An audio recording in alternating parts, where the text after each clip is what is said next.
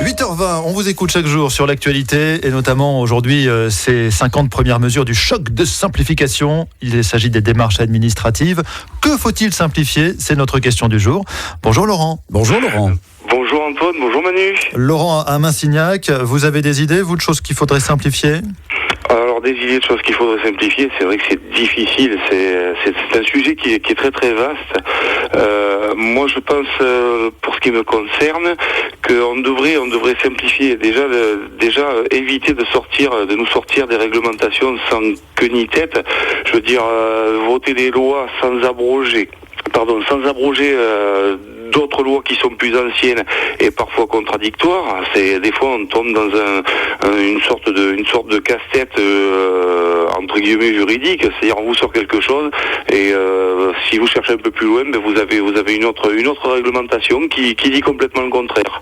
Laurent, parmi les mesures qui sont proposées, dès qu'il y aurait une norme nouvelle maintenant, il faudrait en supprimer 2 avant. Ça serait ce qui serait pas mal. Au moins on pourrait toujours rester sur quelque chose de référence. Ça permettrait vraiment d'avancer et de ne pas se poser la question de savoir qu'est-ce qui va contredire derrière. Est-ce que vous avez un cas précis en tête ? À un moment donné, vous êtes aperçu, tiens, faut faire ça, et puis après vous vous êtes dit, non, il y a cette autre réglementation qui dit autre chose. Alors j'ai un cas tout bête. Je vous avais déjà expliqué une fois précédente que j'ai été chauffeur poids lourd. Travaillant également dans le bâtiment, nous sommes soumis à 2 réglementations. La réglementation européenne, donc qui est propre au transport routier et qui nous touche notamment pour les camions, et le droit français du travail qui, lui, de l'autre côté, nous touche sur la partie bâtiment. Et alors parfois, sur les temps de travail, ce que nous autorise la réglementation européenne, la réglementation française nous l'interdit. Et alors là, comment vous faites ?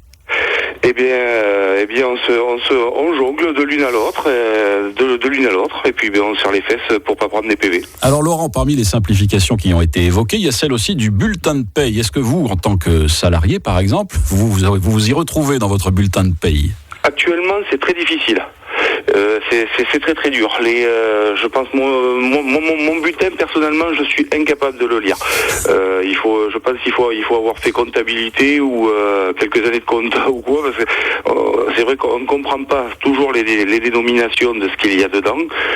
On ne comprend pas non plus quelles sont. Moi personnellement, je parle vraiment pour mon cas.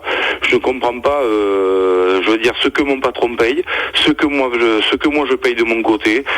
C'est vrai que là-dessus, j'avoue être perdu. Ça coûterait de 50 à 150 € l'établissement d'une fiche de paye. C'est un chiffre qui est révélé aujourd'hui en France aujourd'hui. Et c'est vrai que si on n'avait plus que 5 ou 6 lignes, que c'est ce que prévoit le projet, ça coûterait moins cher. On ferait aussi des économies là-dedans. Merci Laurent. Merci Laurent de votre témoignage. Et bonne journée. Au revoir. Bon courage avec vos papiers. On est tous concernés. Donnez votre avis maintenant sur France Bleu Périgord.